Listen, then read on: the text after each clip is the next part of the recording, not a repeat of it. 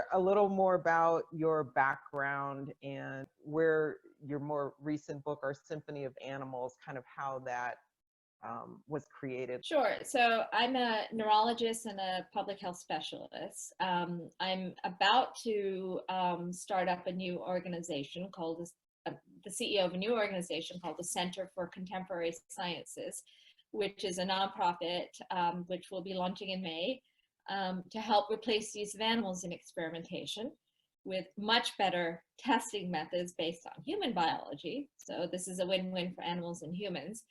I am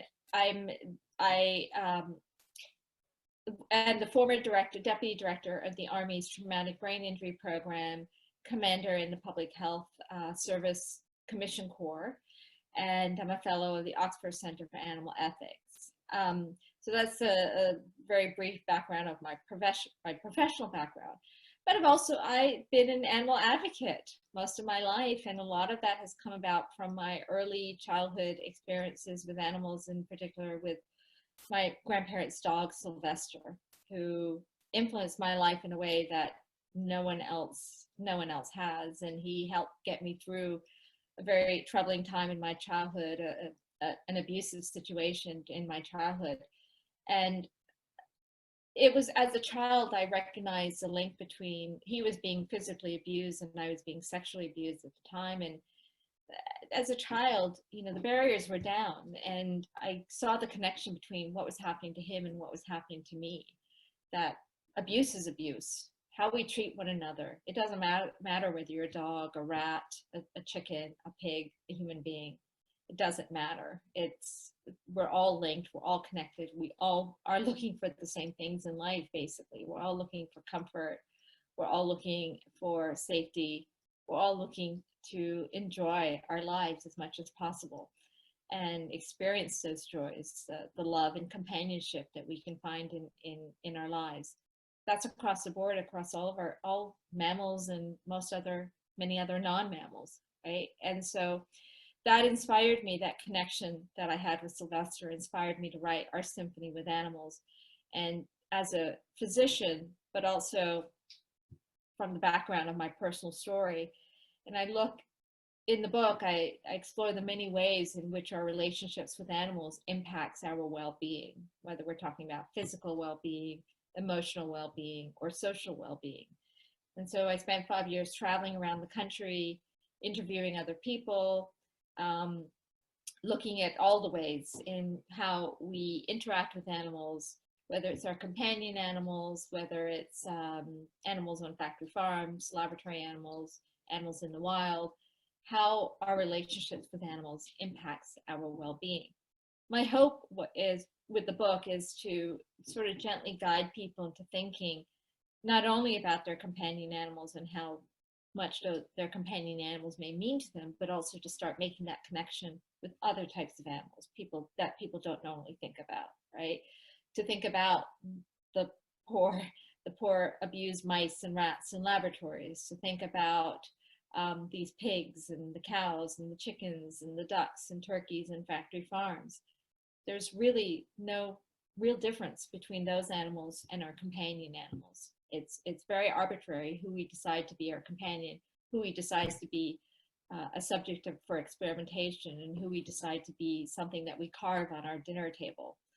So this was my goal. And I think that message is even more relevant today now with the pandemic, that we really need to fundamentally change how we want to be with animals moving forward.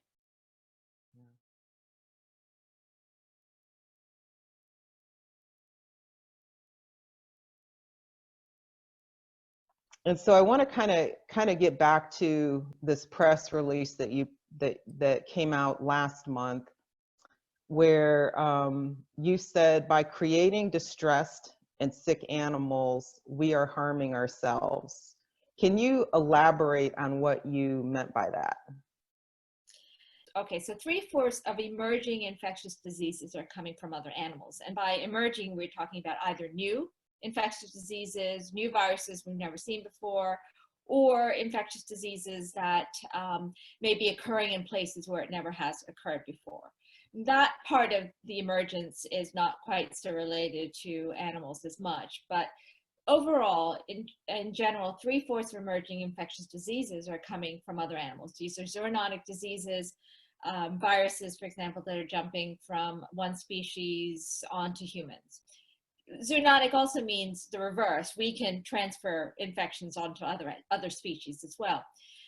And what we are learning, and what so many studies have shown, is that we are creating the conditions that are leading to the emergence of these new infectious diseases.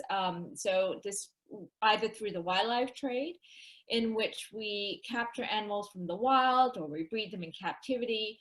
Either way, it's horrible, horrible treatment of animals. They're incredibly cruelly treated. And what we do is that you're ripping animals from their natural habitat. They're incredibly distressed. They're upset. They don't know what's happening. They may be jammed, packed into crates, very flimsy crates and cages, piled on top of each other. There can be sometimes hundreds of animals piled on top of each other. Some at the lower sections of the crate can be smothered to death in these situations. And what that does is that creates animals who are so distressed that their immune systems are down. And just like with human beings, when our immune systems are down, we're more likely to catch infectious diseases. So in the wildlife trade, what we're doing is we're creating these sick animals, these animals who are unresistant to catching new infections. Plus, we're putting a bunch of different species together, species which may not have, in the natural world, have contact with each other. So we're creating conditions that allow for a virus, perhaps like with the case with COVID, it might have started from fruit bats. So for a virus to start from one animal, which gets into contact somehow with another type of animal, like pangolins, and then the virus can jump into the human population. And that's one way in which we are creating the emergence of infectious diseases. It's very easy for people to go and point to China and say, oh, it's their live markets where animals are butchered on place, and that's the culprit. That's one culprit. And by no means am I letting them off the hook in this sense. These live markets are horrible. But the live markets are just one small part of the entire puzzle when we look at how we are creating these situations that lead to new viruses. So the other big culprit in the creation of new viruses, new viral strains, is industrial animal farming. So we're talking about factory farming. And it's very similar in many cases in the ways in which we are creating these new viruses with the wildlife trade. With factory farming, we are jamming together thousands, sometimes hundreds of thousands of animals into one building. These are animals, again, they're immunocompromised because they're so miserable, they're treated so horribly, they're so stressed. So their immune systems are down, they can catch infections, they're jam-packed, and so a virus can pass so easily from one animal to another like wildfire. And in the past few decades, we've seen a rapid mutation rate in the influenza virus. And a mutation rate that it's kind of unprecedented. And in large part, it's coming out from these factory farms, because factory farms are basically natural laboratories for the mutation of the virus. It's the perfect breeding ground for viruses. And so we've seen some viruses come out from some of these farms. We've seen swine flus and avian influenzas. So far, we've been very lucky, but it's just a matter of time before a new influenza strain, a new virus comes out that's going to be very contagious and very deadly among human beings. So what I hear you saying is that even though right now all the evidence seems to suggest that the coronavirus that we're experiencing now, COVID-19, is the result of wet markets, perhaps in China, that then, perhaps that's where it originated. That's not to say that we can't create a new influenza that could be as damaging or potentially more damaging. It's hard to fathom anything being more damaging than what we're seeing today. With the factory farm system that we have set up today, where probably about 95% of people in Western countries, including the United States, gets their animal products. Is that what I'm hearing you say? Yeah, that's a great summary. And the reason why is because influenza viruses are, it's believed that all influenza viruses originate in wild aquatic birds, so like wild ducks and geese. But so they may be the natural carriers of the virus, but we rarely get sick from direct contact with these wild aquatic birds. The virus that they carry is usually a very mild strain, and it's not something that's very contagious among humans. So something has to happen to the virus. There's got to be some intermediate host, what we call an intermediate host, that allows the virus to turn into a form that becomes deadly for humans. And this is where factory farming comes into play. A virus from a wild duck or a wild geese can easily enter a chicken or a duck factory farm, for example. And once it does, it can spread like wildfire. And each time it passes into another animal, it can mutate. And so we've been seeing this mutation rate in factory farms, and we've been seeing new strains of the virus coming out from these factory farms. And you mentioned COVID-19 is, you can't imagine anything being more deadly than what we're facing now. Actually, COVID-19 is not as bad as it is. It is nothing compared to how bad it could get. So back in the 2000s, there was the highly pathogenic avian influenza, and it's H5N1. It's a strain, it's an influenza virus that passed through factory farms. And this was out in Asia where this outbreak occurred. And it did cause an outbreak among human population in certain parts of Southeast Asia. What happened was, right now the COVID lethality rate, the case fatality rate, we estimate to be somewhere between 2 to 3%, meaning 2 to 3% of people who become infected with the virus will die. And that's just based on the current studies, and that number may change, but that's the peak of death rate that we have been seeing so far with COVID. With the H5N1, the case fatality rate was 60%. 60% of the people who contracted that influenza virus died. So we're talking about 3% fatality rate with the current virus versus the potential of a 60% fatality rate. So because of this reason, influenza is such a scary, scary virus. Now, we were very lucky at that time when this outbreak occurred, because as deadly as the H5N1 was, it ended up not being very contagious among humans.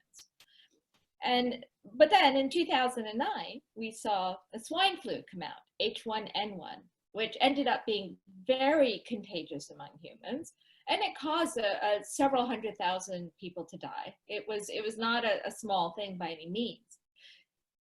But although that was very contagious, it still wasn't as deadly as we thought it would be at the time. So we have these situations where so far from the factory farms, we've been getting either very deadly influenza strains or contagious influenza strains. It's only a matter of time before these two combine and we get an influenza virus that comes out to be as deadly as H5N1, 60% mortality rate, and as contagious as COVID or the H1N1.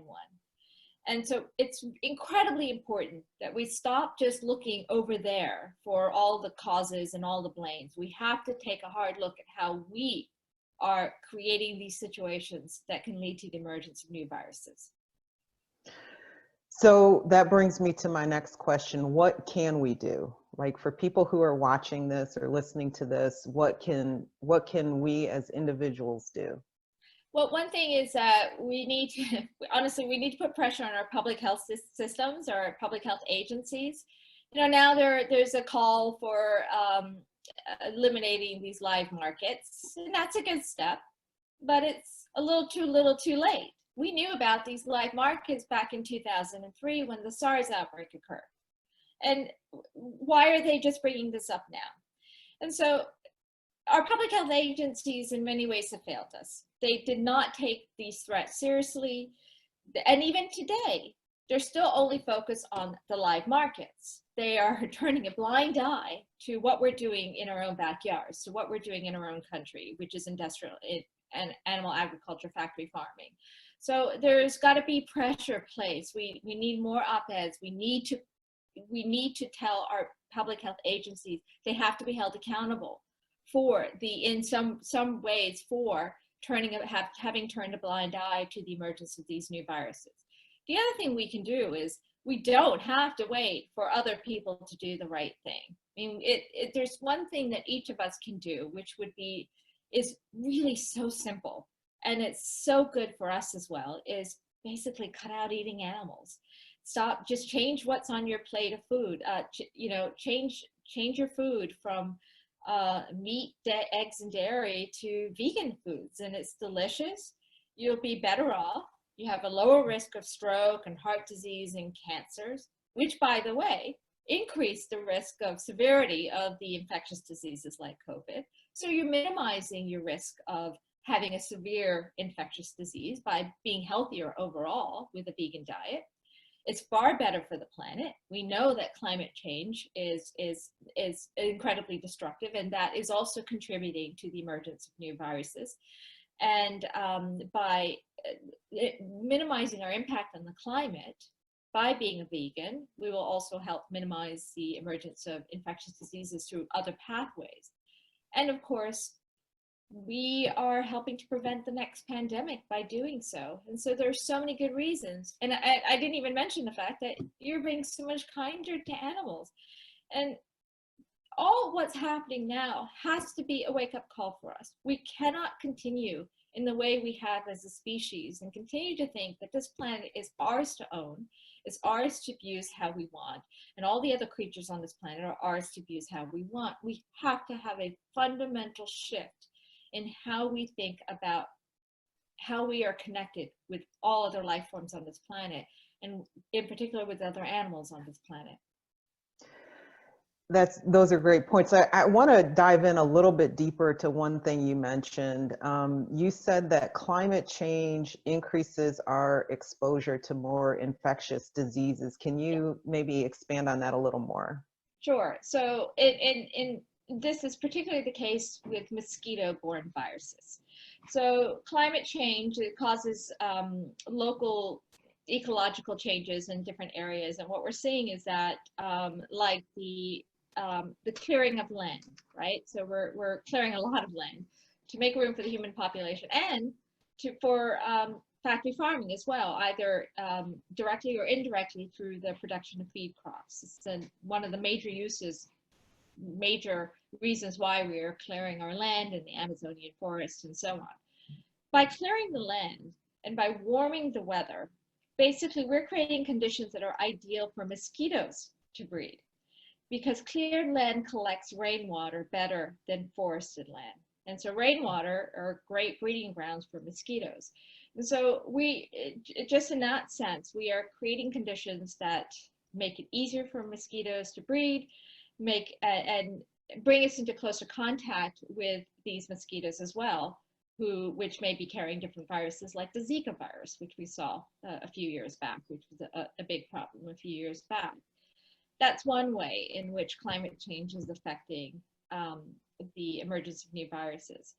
Climate change, and by climate change, it's a large catch-all term, I guess, but it means many things. So it's not just the warming of the climate, it's also ecological destruction.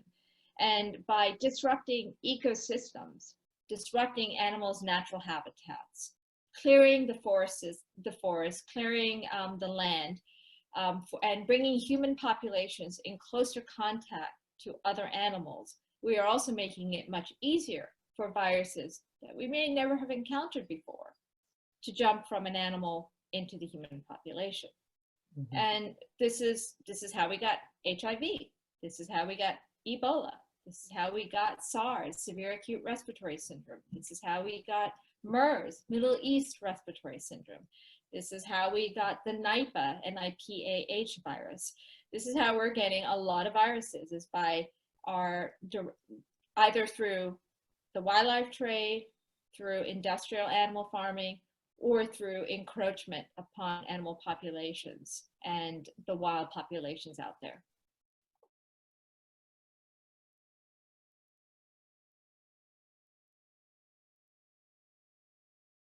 In your book, Our Symphony with Animals, which was so powerful. I mean, I mean, we could talk for hours about it, but you said, and this is really what stuck with me, you said these three words, which was, this is normal, in terms of justifying or rationalizing or making excuses for allowing things to take place. For those that are watching this who look at animal foods on their plate as this is normal, this is how I eat, this is how I was raised, what can you offer to them that might help them to maybe look a little bit differently at the situation?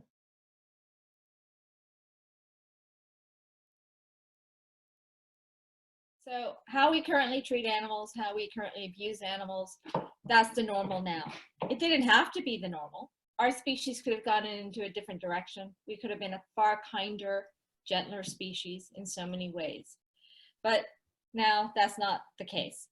I think with what's happening with the coronavirus, and so many of us are isolated, we're in our homes, there's such a high unemployment rate, people are suffering greatly, whether it's through the actual contraction of the illness or knowing someone who died from the illness or through loss of jobs and income, is that can easily become the new normal as well, and become the new normal for a long time. Normal is very subjective and it's very arbitrary, and we can change that. If we don't want what's happening now in our lives to become the new normal, we have to change our outlook on animals and how we treat other animals. We have to. There's no getting around this.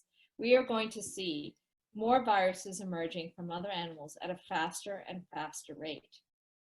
I guarantee that. And we are going to, if we don't change how we treat other animals. So the question for each person is, what is a normal that you want? Do you want the normal to be what we're living now?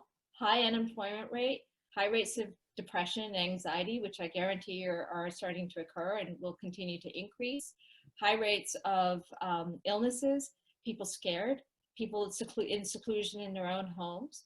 Is that going to be the new normal? Or do we want to get back to a different normal, create a different normal for us, one in which we get back to a healthier way of living, a healthier way of being with other animals, and just a better society in general? Yeah, it's historically been, the three reasons most people move towards a plant-based or vegan lifestyle has been health, treatment of animals, or the planet, the environment and climate. Now we've got a fourth reason. Yeah, that's a great call.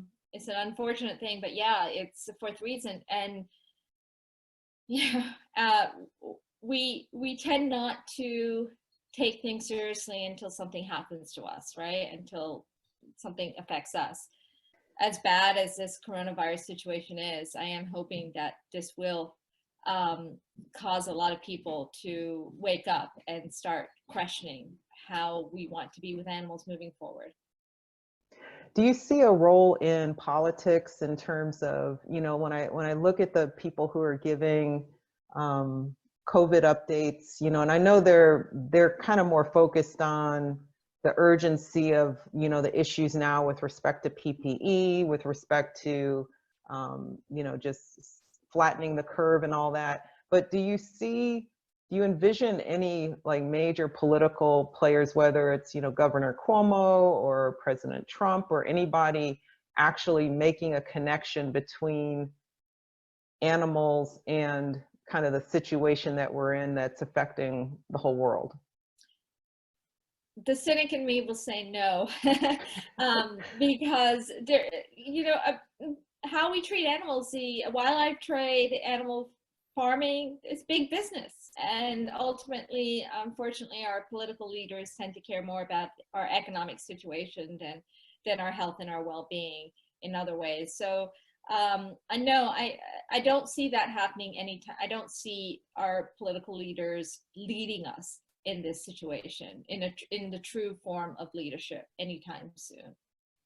Yeah, And I would say I also don't see that coming out from our public health agencies, unfortunately, anytime soon as well. I mean, like I said, they're focusing on the live markets, which is a small part. It's just a small part, and it's not enough. right, right. It's almost like it has to get even worse. We're, as a species, we tend to go into things, kicking and screaming. We tend to go into change in general, kicking and screaming. And climate change, what we're doing to our planet, which is hurting us as well, is a huge factor in why people now are starting to adopt more plant-based meals. And if nothing else, maybe this pandemic and unfortunately future pandemics that will happen, will force people to take a harder look at the larger question, not just changing what we eat, but looking at how we want to be with other species in general. What kind of a species are we going to be? Are we going to continue seeing all of the life form as just nothing but resources to be exploited? All other animals is nothing but creatures to do with as we please? Or are we going to make a fundamental change and start seeing them with more compassion and start truly changing our behaviors and our ethical viewpoint? And that's what I'm hoping for. Okay.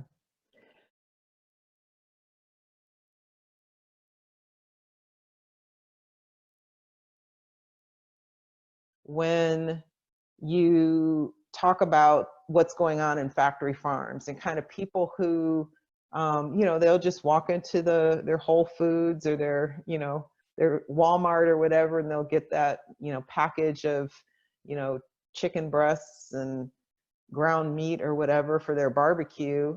And then they'll just say, well, I don't want to know. I don't want to know. And it kind of, when you were talking about that, for some reason, that just kind of popped in my head, because I've had these conversations.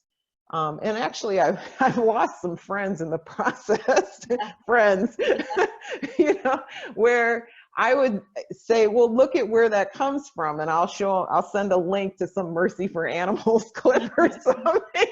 And they're just like, I don't want to see that. I don't want to know that. Yeah. And it was, and so when I was listening, because like I said, I got your book on Audible. When I was listening to that part of your book, it just reminded me of some of those interactions where it's kind of like, if I don't know where it comes from, I'm kind of not a part of the problem. Yeah.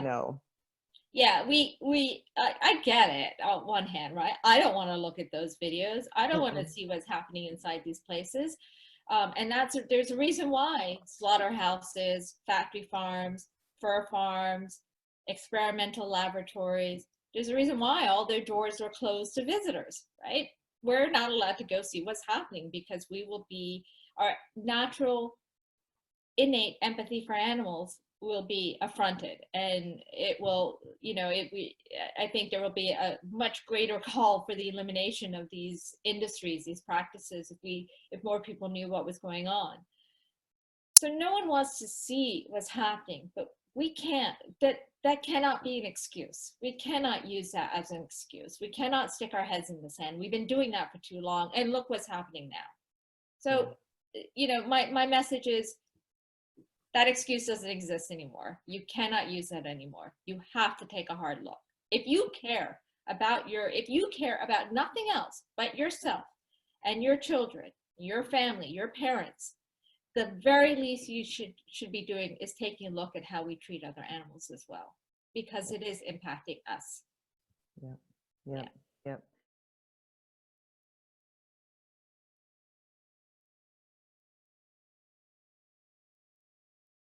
The citations that you quoted in terms of the connection between animal abuse and abuse in people, because the other thing that I get from some of my friends are, well, it's just an animal. Why don't we take care of people more? We harm people more than we, and nobody says anything about that, or you don't say anything about that, I should say. Yeah. You being Gigi, me. It's how we empathize with others and how we see others. Are others going to be just, are we others there for us to exploit, to use as we want, to treat as cruelly as we want? And that includes humans and other animals. Or are we going to be more a kinder people towards others? And so there's definitely that link. And thank you for bringing that up.